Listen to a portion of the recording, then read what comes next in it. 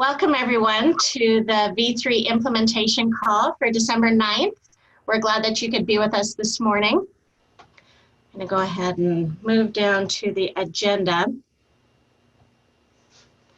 First item of business on the agenda is with Laurel Baeder for a maintenance update. Good morning, everyone. So I'm just updating on our maintenance window that's coming up next week on Tuesday and Wednesday. As of now, the only maintenance I am aware of is an update we will be making to the CTA application. No new features, just a security update kind of thing. And that's it. Thank you. That was quick. Any questions for Laurel while we've got her? Okay. Next on the agenda is an update on ET3. I think we've got Neil Milan with us today. Neil, do you want to take this, or Clay or John? Hi, Julianne. This is John. Why don't I go ahead and just give a quick update on the testing topic, since that's kind of hot and we're working right now. So we're in the third day actually of testing. We started a kickoff meeting on Monday. We're looking at doing a vendor registration scope, which is something that is different from the other test cycles we've done. So the goal here is to get the vendors familiar with the registration process, as well as some of the requirements around it. And then we're going to allow for them for the rest of the period to do security key request as well as PCR submission. A few of the vendors have asked for us to also participate in a load stress testing. So we're going to conduct that as well. That will be performed in a different environment where we have a slightly different code base. That environment also has some other enhancements that we're going to ask those vendors to test for us. So that is something that, again, is a little different in how we're conducting this test. The goal here is to really get the vendors trained up on registering, as well as all the steps involved in getting a security key. And also, again, just to get folks familiar with the process and some of the screens and what's going to be required of them. We also wanted to just let folks know there's a lot of support that we are going to be providing in the way of guidance. So we do have a data submission webinar, and Neil can speak a little more on that. We have user manuals that we have created that will be available. We also have testing support, and part of that is we've gone ahead and provided some PowerPoint presentation slides which cover each of the steps, so that, again, if there's something to reference, how to get into the system and submit PCRs, that testing PowerPoint presentation is very valuable for that. And then ultimately we have help desk support.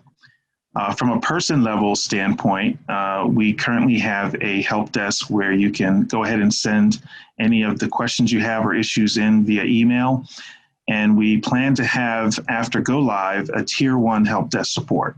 So that will include both phone and email access.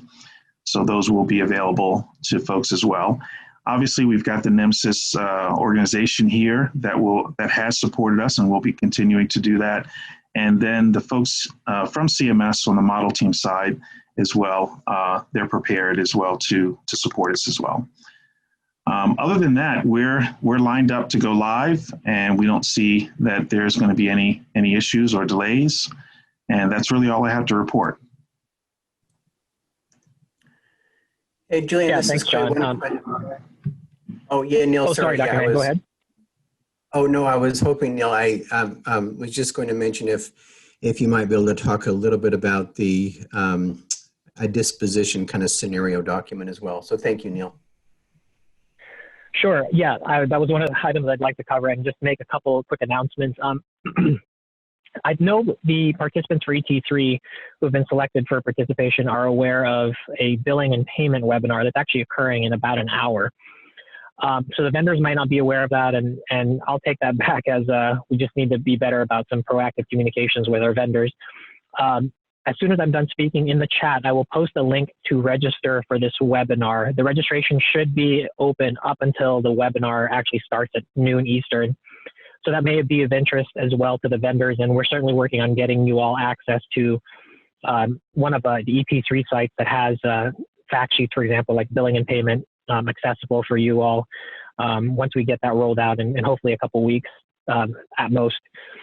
On a larger picture with some of the guides that John had mentioned and Dr. Mann was referencing, a couple other dates to keep in mind over the next couple of weeks is there will be a data submission webinar, which will kind of be a walkthrough of some of the process that's different for ET3 submission. So it'll assume the basics about using web services, for example, for PCRs, but it'll talk about just the nuances for ET3 as well as the submission requirements. That one, we're not quite sure when the recorded webinar will be posted. We anticipate somewhere around December, I don't know, there's some flex in this, but perhaps around December 18th or the 21st, that should be available. But probably sometime next week, we will have a full-on guide available that will cover all the different steps to access our systems and request access for the data submissions, as well as some programmatic parts about what's required in the submissions. And it'll be just a comprehensive guide, and we'll push that out through the TAC. The scenarios document that Dr. Mann was referencing, that is in the final stages of internal review on our side, just to make sure we've got everything covered. I anticipate that we'll have that in the hands of the TAC before the end of this week. And from there, it should be available to all the vendors, and hopefully that'll guide what we've been hearing about for building up the UI screens and just how the flow of data input will work for the different dispositions that ET3 is implementing. So I think that's where we're at with a couple of the key dates and items that are occurring this week and next as well. I guess I'll go ahead and pause if there's any questions for John or myself, just kind of a bigger picture. If there's some particular detailed questions, we'll probably have to take that. I don't want to eat up too much of the agenda, so we might have to take that through email or another venue. So I'll pause there. Thank you.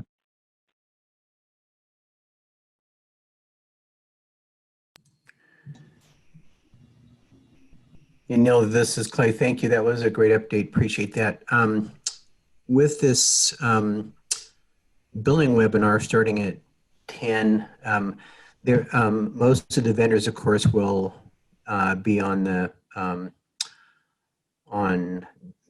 meeting that John had scheduled for 10 in regards to onboarding. John or Neil, do you suggest that the vendors join the billing webinar and we cancel the meeting for today, or should the vendor still move over onto the onboarding? Great question, Dr. Mann. We didn't mean to cannibalize it with the way the schedules are between the billing and payment webinar and the data submission piece. I'm just about to share the link to it. This is more meant as if there's really urgent questions for the data submission piece, we definitely prefer that vendors go there and touch base with us.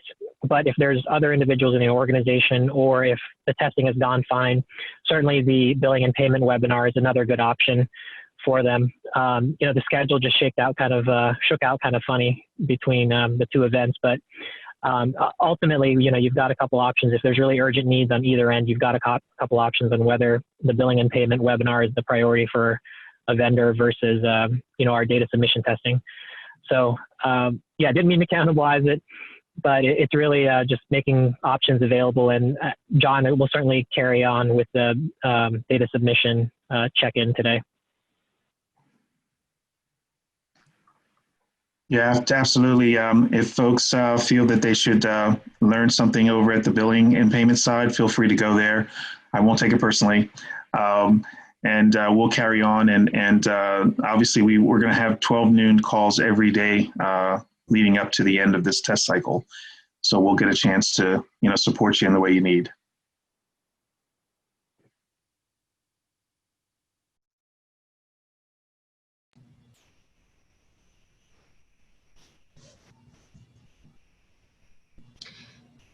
if everyone will check their chat, Neil put up that link in the chat for you to register.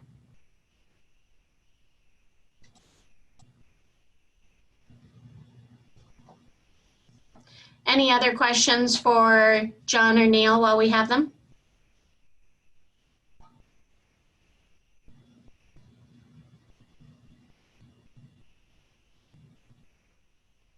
All right. Next on the agenda is some discussion around immunization vaccination documentation. That is Clay. Yeah, thank you. And I will go ahead and share my screen here as well. Let me get that up and running. All right, so thank you. Can you see my screen okay, Julianne?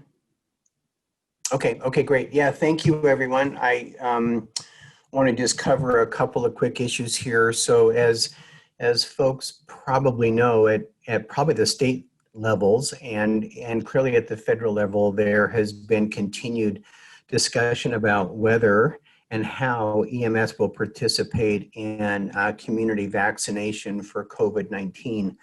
And though there's kind of waxing and waning in regards to kind of formal processes, the Office of EMS at NHTSA has asked us to develop some national elements that are related to vaccinations, with the idea that there will be states that clearly where EMS participates in vaccination, and of course we want to be able to track EMS personnel's vaccinations as well. But also nationally, there may continue to be discussion about utilizing EMS. So to try to catch up, we're just going to try to standardize some national custom values and variables, much like we did at the beginning of the COVID outbreak with community spread and foreign travel. So here are the ideas that we have on the table. I want to discuss these in a little bit of detail, and would love for the vendors or states, if you have processes in place and see elements that are missing or elements that should be redefined, then I would love to discuss that here. We'll take these recommendations from our discussion here just over the next 15 minutes or so. We'll take those to NHTSA, and then we'll clearly get back with this group in regards to decisions, but we want to move as quickly as we can. So I'm gonna walk through this document just real quickly, and then I would welcome comments as I walk through it. The first column here, you'll see whether or not we are suggesting that a NEMSIS custom variable be developed, or whether there just be a custom value or a proposed use of a value, just if there are multiple options available. Right, we did that with ICD-10 codes that we thought would be most appropriate to use to identify COVID-19 patient. So this is the same kind of an idea, but let's start at the top. So again, Image Trend has developed a nice product available that could be used for community vaccination. I know other vendors are as well. There are modifications that Image Trend and others will make to existing NEMSIS elements that aren't listed here, right? Just to comply with the IIS, the Immunization Information System values that are being proposed by the CDC playbook. But these variables are just completely new elements that we would outline in a custom element document. So those that are in yellow are the very specific minimum variables that we think are probably important to define on a national level that come out of the CDC playbook and our IIS variables. So those are the IIS patient ID. Mother's maiden name was just recently added. I was talking with Doug at Image Trend. They're trying to track with the kind of dynamic changes that the CDC is making. That's an element that I think was just added in the last week or so. So this entire document, the CDC playbook, continues to be a little bit variable. So that element is listed in here just because it was added and it doesn't exist in the NMSA standard. Then those variables specific to the vaccine manufacturer and being able to track the lot number and the other things that are important to IIS, those additional 4 elements are what's listed there. So the 3 in green are defined by the CDC. So the vaccine expiration date, the vaccine lot number, and then the vaccine manufacturer name. Then the last variable in row 7 that's grayed is an element that we don't find in the CDC playbook, but we may have missed it, so correct us if we're wrong. But we added this variable, vaccine dose number, just with the idea that there will be vaccines that require more than 1 dose, and we'd want to be able to track whether or not it's a first or second vaccination for those that require a series. So clearly the definitions here may need some additional work, but my first question, I was just hoping that people could comment on if they think that this is a comprehensive minimal list, specifically to Image Trend or to others who have looked into this. Does this look like from a national level that this is what we would want to try to standardize the approach to? I think you might need the vaccination date. So right now we have year in immunizations, but if you're tracking the dose number, you need to know the date that they were vaccinated. Okay, thank you, David.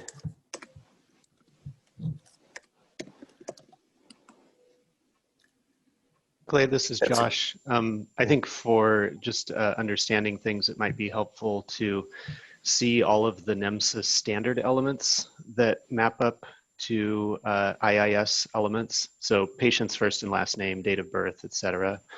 That would give us a fuller picture of what's covered. And then my second note would be in kind of correlating to what David just said, it might be good to model the administration of a vaccine as one thing and model immunization history as a different thing. So the comment that David just made would apply to immunization history. Obviously, with the administration of a vaccine, we would have a full date time on the procedure. But with immunization history, that's where we're going to need to think about whether we need a full immunization date as opposed to a year.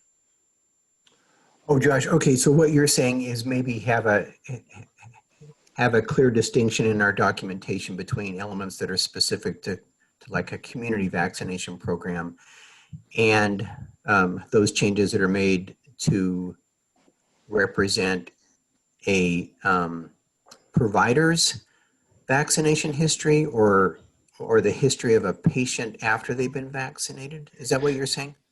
Right. Yeah. So one model would cover the actual event of EMS administering a vaccine to a patient. The other model would cover the immunization history information. So personnel have immunization histories and patients also have immunization histories. That's the D personnel 18 and the E history 10. I think it would just be clearer to see those modeled separately from each other. Okay, okay. Hey, Clay, it's Doug Butler from Immunization. Hey, Doug. Good morning. We used e-medication, the date and time for the vaccine. The IIS does require a date and time of administration for the vaccine. So we did use from the medication grid that date and time to map that over. So just keep that in mind. And then for the actual patient medical record or the crew members vaccine, that's just a date field that we already had in the system.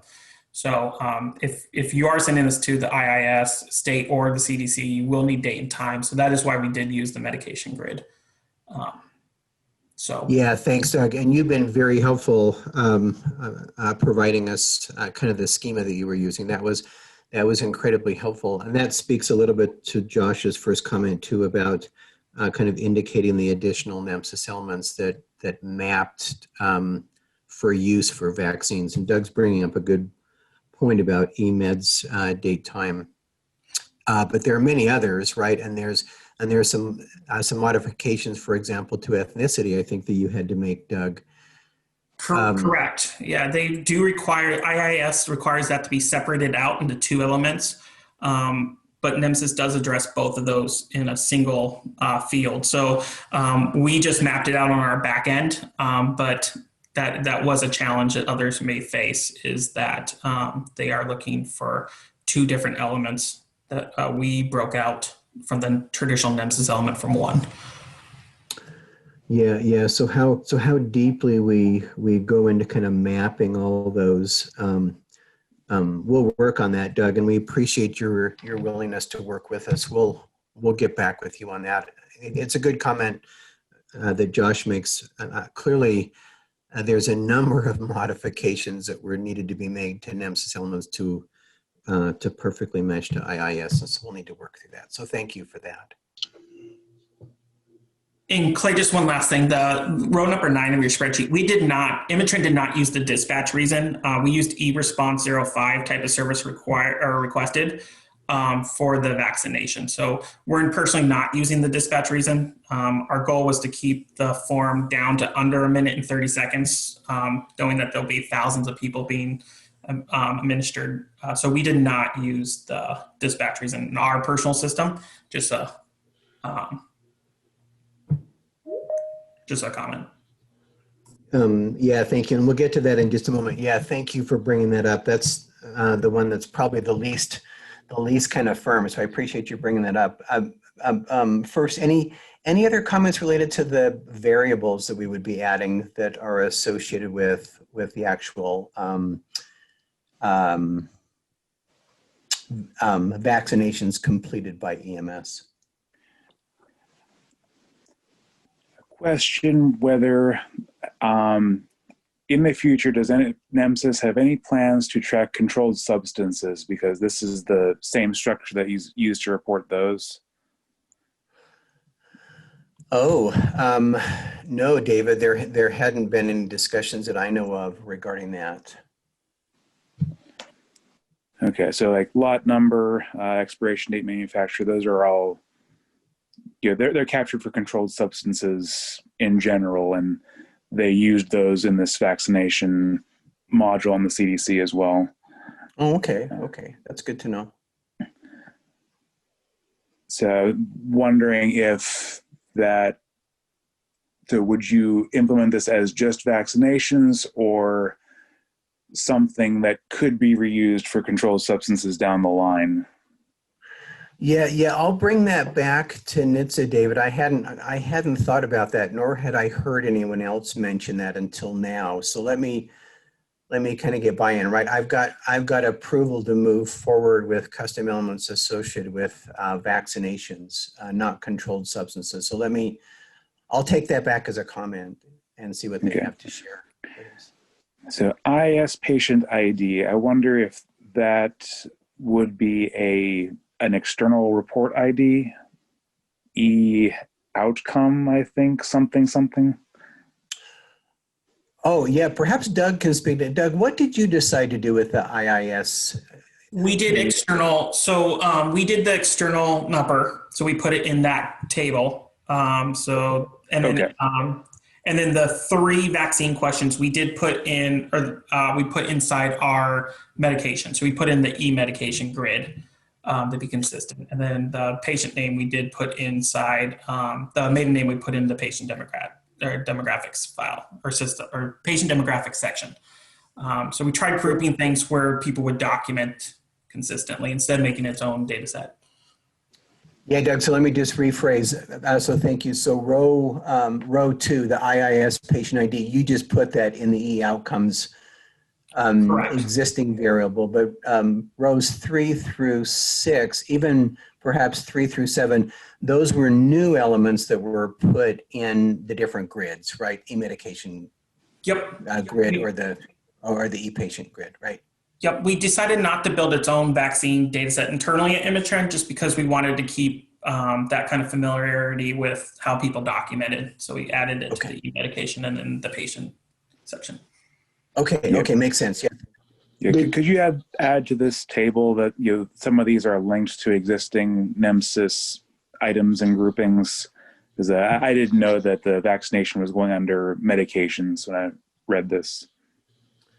Well, yeah, and that's what Image has chosen to do. I think they've chosen not to have a kind of a separate vaccination grid. Right. Just to note that. Okay. And I don't know that NEMSIS would mandate that, so I'll check on that as well. Can I ask Imagetrend if they, on that external number for IIS patient ID, did you guys also map the other elements that are grouped with the external reports, such as the type and other? So right now we built it as an Imatrend field, Imatrend code, so we could receive it from a third party, but the ultimate NEMSIS mapping does go back to NEMSIS as an other value. Okay. And then what would the medication code be in that case? So that a vaccination being a medication, vaccinations are biological, and like blood products, they don't have an ARCS norm code, right? So there is actually, the CDC has not released those codes yet, but they supposedly will go to RX norm code is what the last update that was released on Friday, that they will be releasing an RX norm code for the COVID vaccine. Okay. It's by manufacturer. So that was the latest update. I don't know if anyone else has heard anything, but on Friday, that was the last update we saw. Okay, that's a little bit different than what they've said in the past, what RX norm has said in the past, where we had to do the blood products separately because they said it's biological and therefore not a medication. We were under the same understanding too, and we were trying to figure out what the code was, and then that was a discussion point that we heard on one of the calls. Okay. Okay, great. Yeah, thank you. Great conversation. And this points to the idea that this is really kind of a moving target. So I appreciate everybody being so patient with that. And Peter mentions, can they get a copy of the spreadsheet? Yeah, we'll try to formalize this spreadsheet. Basically, this spreadsheet was just built based on a CDC spreadsheet. So we've got to do some clarification on it. We'll try to clean it up a little bit, but we'll get it out this week for sure. So any other comments about the additional variables? Doug, does this cover really the custom variables that you had to build that really did not have that could not be utilized as an existing NEMSIS element with modifications, right? Yeah, that's correct. These are the core fields that we've added as of now. And like you said, Clay, this is a very moving target. Every day a new state's releasing their IIS, and the CDC is updating that spreadsheet pretty regularly. But these are the elements that we've added as custom new elements in the trend. Okay, thank you, Doug. Okay, fantastic. Let's move on to the, I'm sorry, did I interrupt someone? I apologize. So a thing about the e-dispatch one, I think for our formulation, we were going to put the extension on e-dispatch. So that's the reason that they left. And then mentioned e-response 05. Public assistance was what we thought would effectively cover the vaccination. So in order to get a full story in the NEMSIS record of the vaccination, are you still considering that on the NEMSIS side, or how would you go forward with that? Yeah, so let's get into those. That's what I wanted to cover next. So thank you, David. Let's get into those. So values that would be added to existing elements. So let's start with row 8, if we could just, to be consistent, working down through. So we have a standard list of possible immunizations that are shared between two elements, E-history 10, that's associated with immunizations to the patient. And then we have a D-personnel 18 that indicates the immunizations that a provider has received. So the idea to that standard list between those two elements would be to add the term COVID-19 or 19-N-COVID to represent the novel coronavirus designation. Is everybody kind of okay with that? Do folks have a preference on which term is used, the more layperson term or the more specific term that's, for example, used by the CDC? Is there any comments regarding that additional value added as a custom value? Which would it be on a medical record, I guess, would be the question. Well, and that's why this kind of in quotes is clearly underneath. The software will list whatever they'd underneath. I think the NEMSIS would define it as one of these two terms, but what's actually shown to the provider could be either of these terms. That's kind of a small issue. We just would like to ensure that if there is a layman's term that's associated with some of these values, and we'll talk about that under the proposed value, the SNOMED code, for example, that we'd like to see a standardized layman's term used.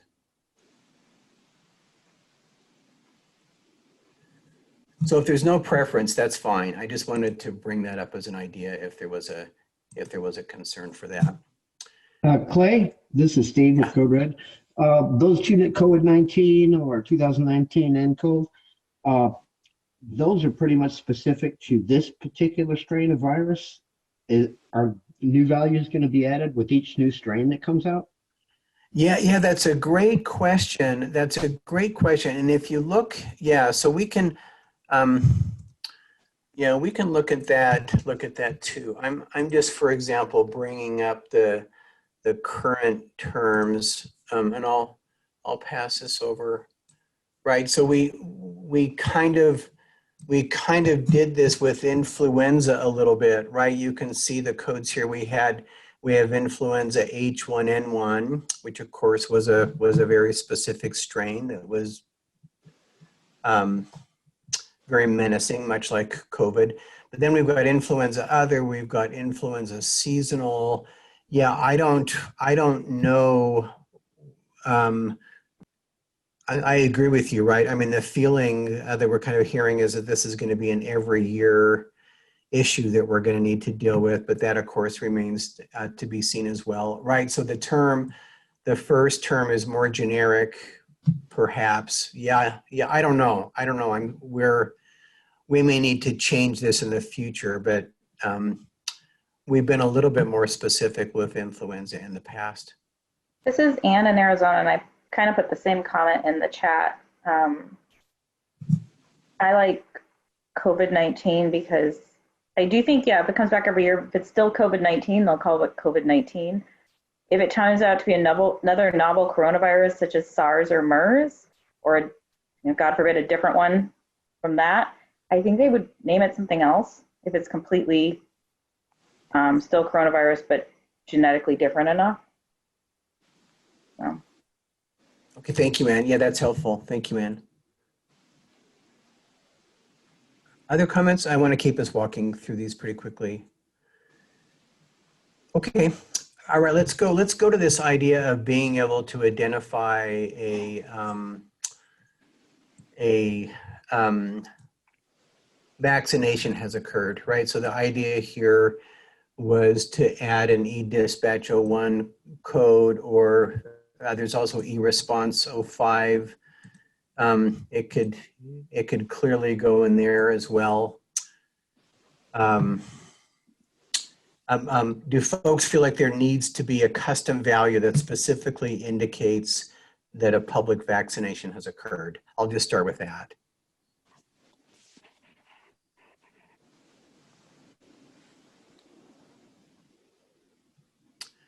I mean, if, as was mentioned by Doug, right? I mean, you could potentially just use public assistance not otherwise listed, and then clearly within the medications and procedures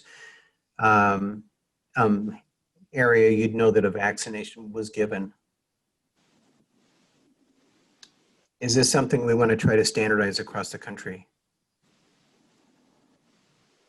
Does anyone have a sense whether or not EMS will ever give vaccinations as like part of some call that they went on? Or does it really seem like it's always going to be a specially scheduled event where the only thing EMS does during that event is give vaccinations? I can see the potential for both. Right now, we're not being told that they intend to take the vaccinations with them to 911 call, for example. It's, you know, they're planning for the scheduled events. That it wouldn't happen another way, I'm not sure. We haven't heard specifically that it would, but. It seems like that'd be a huge equipment undertaking, especially if it has to be maintained a certain temperature in the units.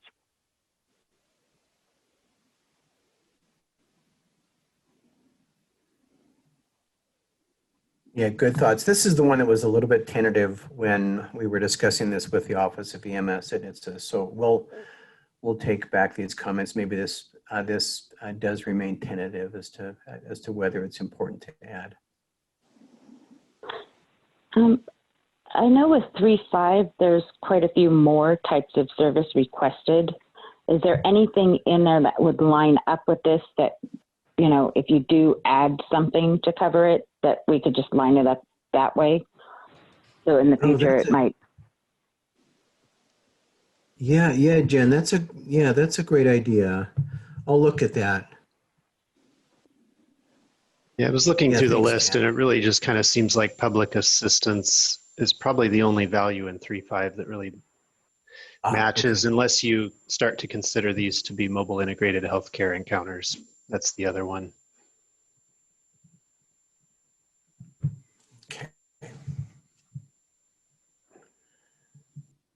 Okay, great comments. And then just the final one here, row 10, is just a proposed value. It's a value that fits any procedure 03.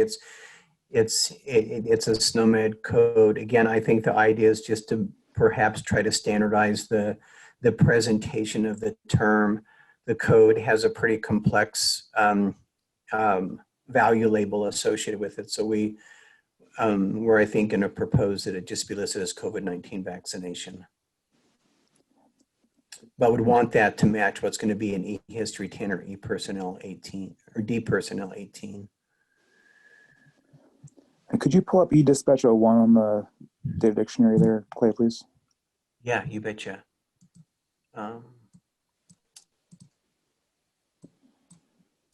Yeah, so this is a lengthy list. There is a term for epidemic right here. But again, I think the connotation is different here than to give a vaccination. Right, and this list is, you know, why did you leave the station? What are you doing? So I didn't see one here that really fit the bill for our purposes, at least.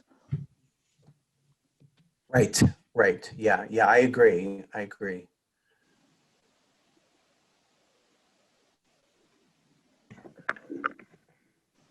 Okay.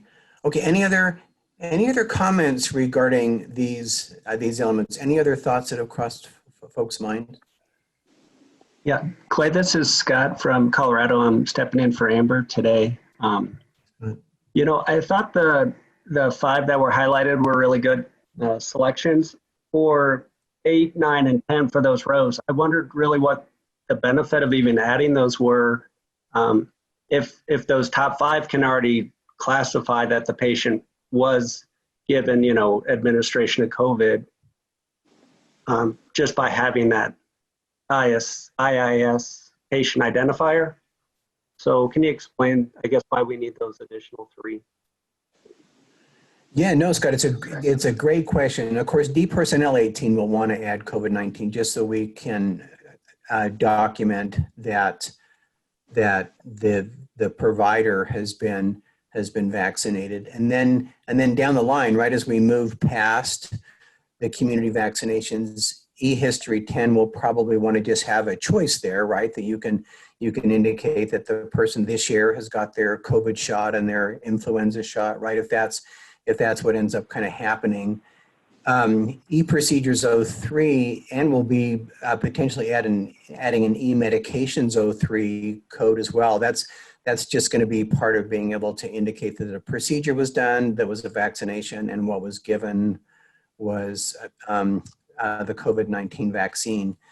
Row 9, right, this dispatch is, you're right, Scott, right? It's kind of just another quick way of kind of identifying that was the reason for this visit, right? That was the reason for this patient's well check. I mean, I'm not sure what we would put in impressions either, right? I mean, do we, if they're just clearly doing vaccinations. So yeah, it's redundant, right? You'd be able to pull out that the person received the vaccine just based on e-medication or e-procedures and clearly these additional elements.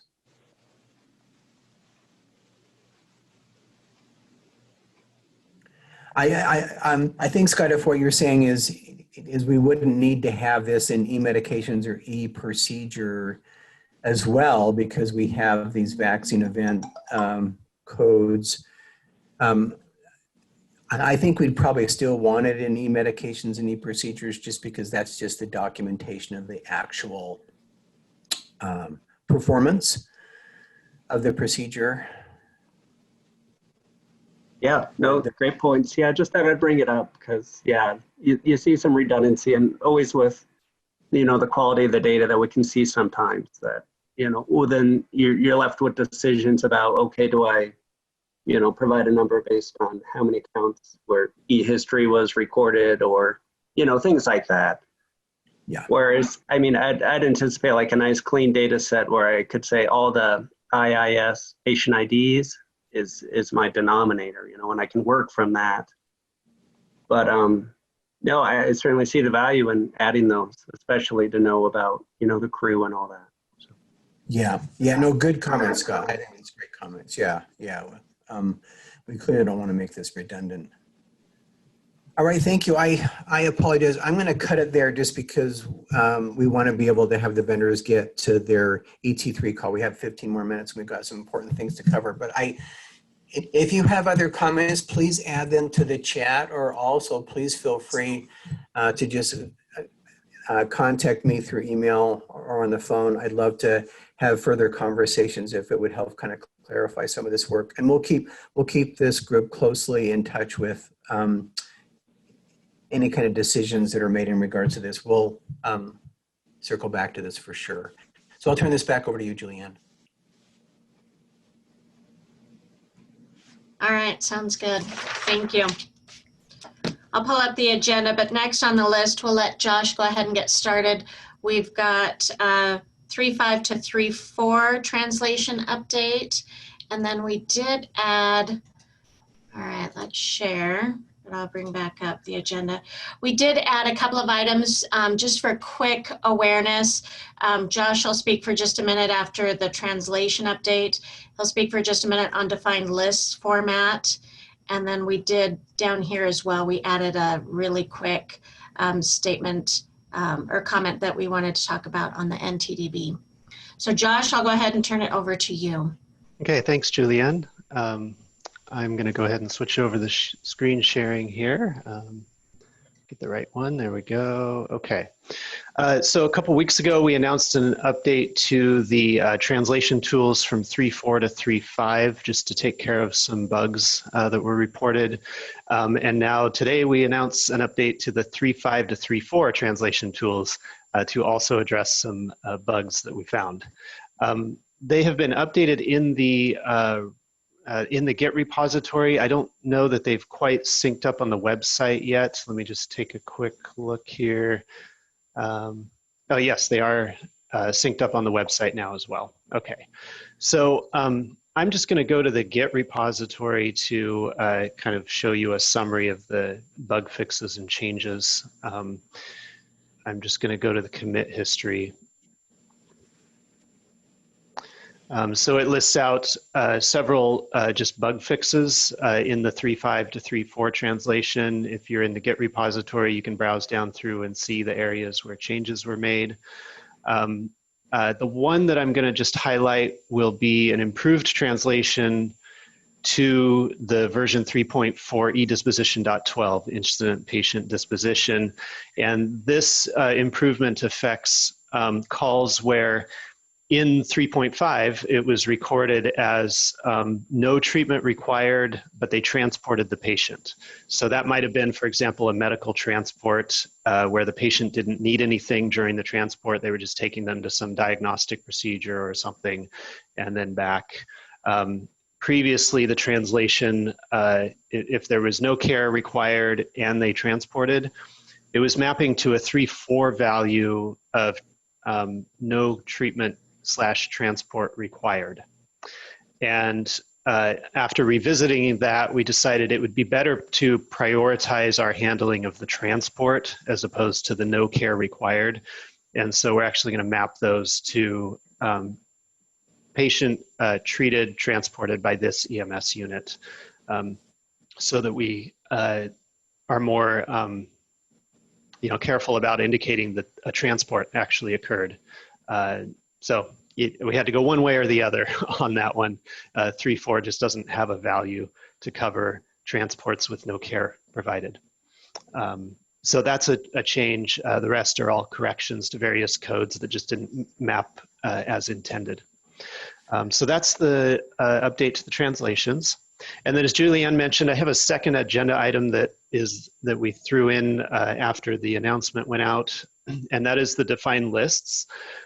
We presented this actually about 2 months ago. It was back in October, and we got all of your input and feedback regarding a structure, an XML structure for the NEMSIS defined lists, such as meds, procedures, medical history, impressions, etc. And so we've made some updates to the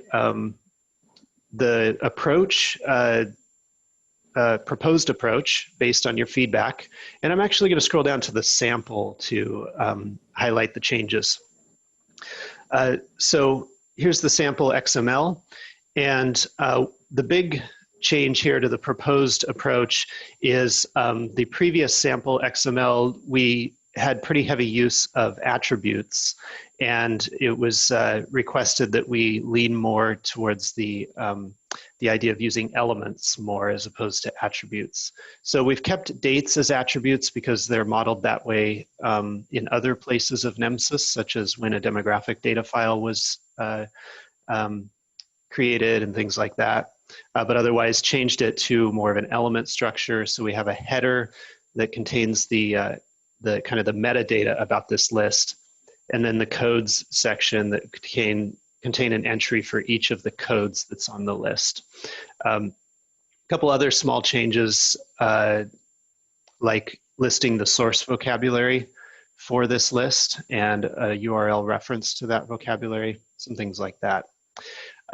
Also, we've provided a sample of how this would be modeled in JSON, so that we kind of have that as a reference point as well.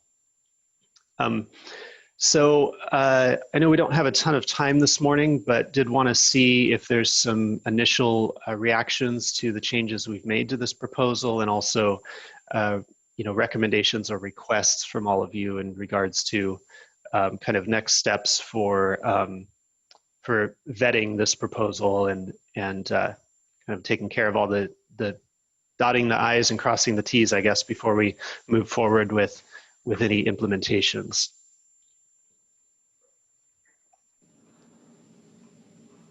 That seems okay. Just since JSON doesn't have any attributes,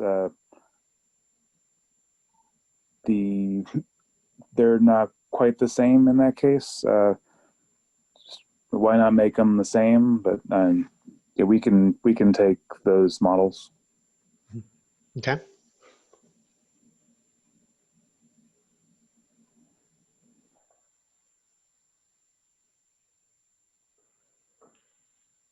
And I'll scroll back up to the XML version of it. Any other comments on the defined list formats as we have them so far?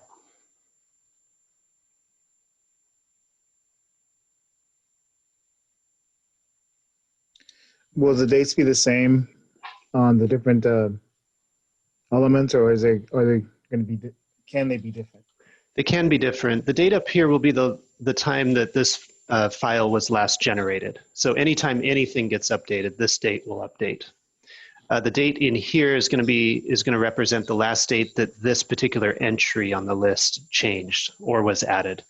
So if anything changed in this entry, that date will update. And again, then the date at the top of the file would update if any entries got updated.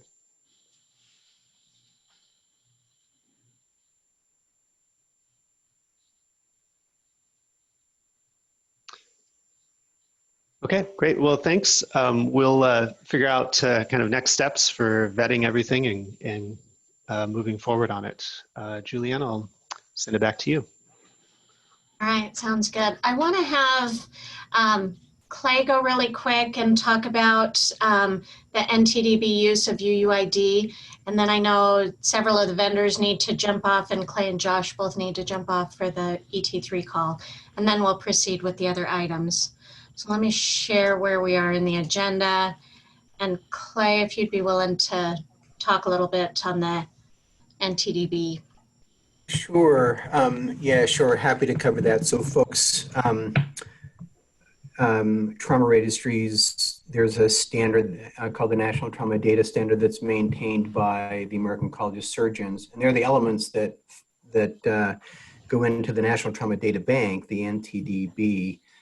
So as folks are probably hearing at the state level and perhaps at the vendor level, for those who also work with trauma data or have been asked about the bridge between EMS and the trauma registry data, the 2021 version of the NTDS, the National Trauma Data Standard, drops all of the past EMS elements that have been collected, right? So there's about 12 elements have been collected for almost 2 decades, and those are dropped from the 2021 data standard. We can talk about why that happened, but the bigger question here is just to determine if we need to discuss this in greater detail in the future. In essence, the drop was made with the idea that the NEMSIS UUID could be used to link together at the state level and at the national level as well, the 2 registries, right? A state trauma registry and a state EMS registry, and at the national level, NEMSIS data and the NTDB. Now, of course, that change was probably a little premature in that COVID and other reasons clearly has set back 3.5.0, which is the first version of NEMSIS where the UUID will be available. So we're probably going to do a whole year of NTDB data without any EMS data coming from UUIDs. So the Office of EMS at NHTSA has asked for an audience with the American College of Surgeons to talk about this at the national level. Several states have had questions about what they should do, in that many states either by mandate or just by convenience adhere to the NTDB standard, the National Trauma Data Standard, the NTDS. So I'm just bringing that up to make sure that folks have a heads up about that. You may want to take a look at what is different in the trauma registry data now, and just ask if states would like to have a more formal discussion, or if vendors want a more formal discussion about what we could potentially do to deal with this issue of not having elements in the national trauma registry. Many states may just decide to continue to collect the elements at the state level, just not send them to the NTDB. So that's an easy way to resolve this. But just wanted to check and see if there was other concerns about us trying to have a more formal discussion of this topic. This is Anne in Arizona, and just so you know, because we've discussed this, our trauma registry is in our same section as EMS registry, so at length. And I don't know about other states, but I would say probably a lot of states have their trauma registry data elements written into rule.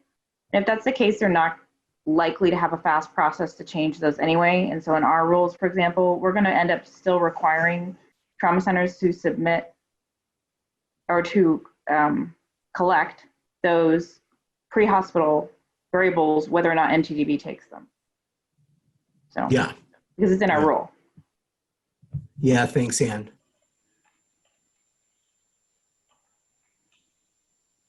Yeah, other states have any questions about this? This is Sharon in Nebraska, and we had just had someone on our trauma board was asking which NEMSIS data element should go into some of those places where it wasn't clearly defined in the NTDB as to which data element it should be. So, and we just didn't know what ought to go in there. So it wasn't clearly defined. So we did have a question about which data element should go into some of those places for that the trauma registry was looking for, and it wasn't definitely defined as to which NEMSIS element should go in there. Yeah, and I don't have any answers. Yeah. I think we're actually waiting to talk to the American College of Surgeons next week in regards to what are the best answers in this situation. So we'll reach back out to the state, Sharon, once we get a chance to talk to the ACS next week, and we'll see if we can clarify a number of these issues. So yeah, this is going to cause a bit of a bump in the road, that's for sure. All right, Julianne, I'll end there. I apologize for those vendors who want to jump off to join the ET3 call. Please feel free to do that. You'll certainly be counted as being part of this call. I'm going to jump off as well. So continue on, Julianne. Thank you. All right, thank you. We'll go over to the next item agenda on the ILI dashboard. Kevin White's going to demonstrate some of the updates to that ILI that are really useful. Yes, thank you, Julianne. I'm going to go ahead and share my screen so we can get that up and running for everyone. So a couple quick things on this dashboard. First off, in the past few weeks, we have taken what was one dashboard view and we split it into three. So we've taken all the same information, but we've distributed it across three views: trends, patient, and response. We did that for performance reasons, so that this dashboard, which is so critical to many of you, would load faster and be more reliable for you. The second thing that we did also in terms of performance was we altered our way that dates were selected. So instead of having a day-by-day date selector, we changed the selection to split it into two for year and then month. So you can still use the trend line, for example, to select a period of days if that's what you want to do. But we felt that the date selector up top was a little bit hard to use and also didn't really perform very well. And so we switched it around. As always, if you have access to this dashboard and want to get it on daily in your email, you can use the subscribe button down below to then get this dashboard delivered to you every weekday. if you so desire. I believe I have a second item on the agenda as well. Julianne, did you want me to go over the changes to the vendor data submission dashboard, or should we delay that for another meeting? No, I think that go ahead and address that. I know we still have some vendors on the call, and then we can address it again when we have all of them. Absolutely, very quickly. For those of you who are software vendors who are not familiar with this dashboard, welcome to your vendor data submission dashboard. This is something that we offer all certified vendors. It has two views. One is a very big view just on warnings and information that allow you to drill down into schematron warnings at the national level.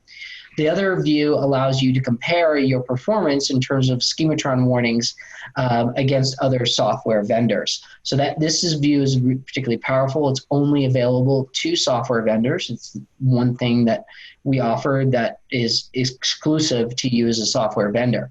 Changes that we've made to this dashboard recently is that we've altered the security on this dashboard so that only records that were generated by your software are viewable through this dashboard. And so in the past, we've also included a little bit of leeway for receive and process vendors for at the state level. We've decided to tighten that up so that if your software generated the record will be counted in this dashboard. If your software did not generate this record, then this will not be counted in your software. So if you don't have access to this dashboard and want to have access to this dashboard, please contact anyone at the NEMSIS TAC and we'll be able to guide you through the process by which you can gain access to this dashboard. Thank you very, very much. Back over to you, Julianne. Thank you, Kevin. Would you throw the link in from the website where they can put in a request for access to the vendor dashboard? I will do that, absolutely. Perfect. Let's bring that agenda back up.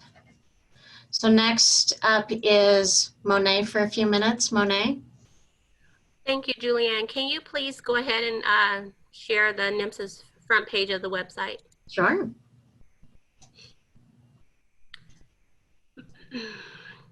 Seasons, greetings, everyone. First of all, I'd like to scroll down to the state map, if you don't mind, Julianne. I would like to take an opportunity to introduce Mr. Eric Mays from Ohio. I don't believe I've introduced him as one of the state data managers on this call or in any other forum, but I would like to have all of our data managers and also vendors on the call maybe show some reactions in your reaction tab to congratulate him for becoming the 49th state to submit data to the NMSIS TAC. This is actually historic for Ohio, as they had to have a legislative change in order for the state to submit data.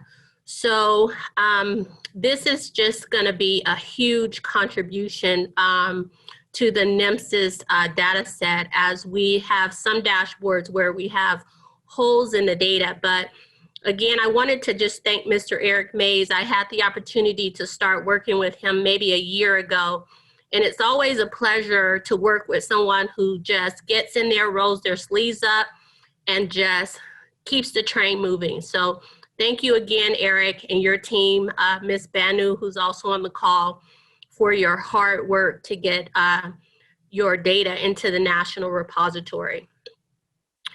If you would like to say something, please unmute yourself and go right ahead.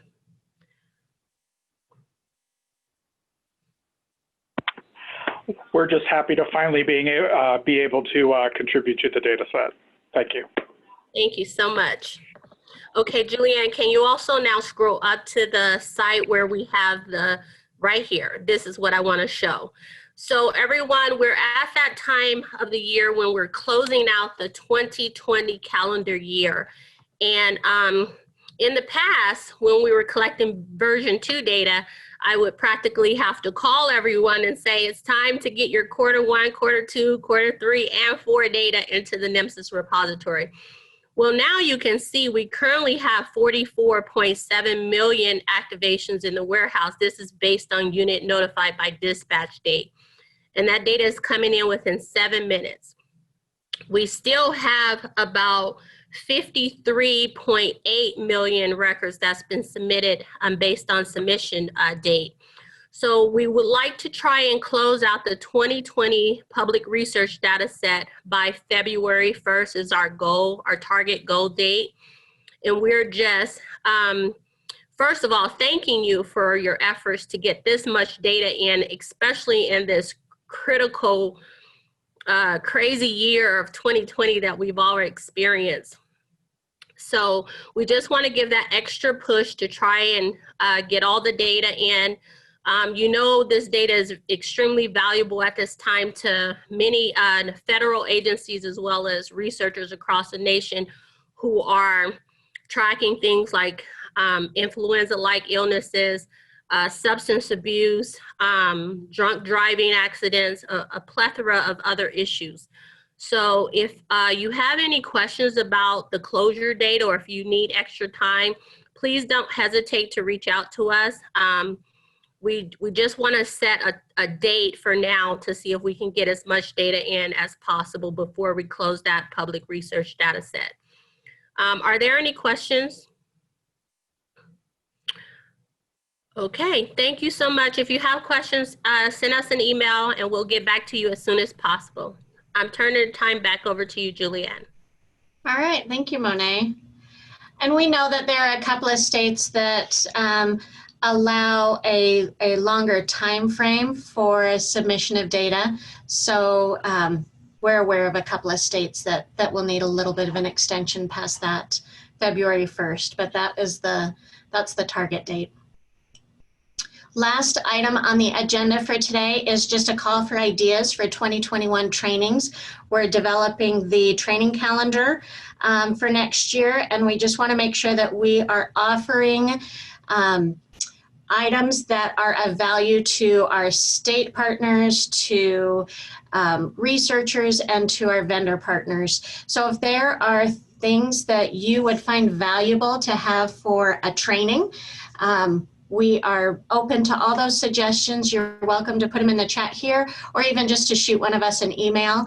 And we just want to be able to target and zero in that training for next year to issues that are of greatest concern to our stakeholders.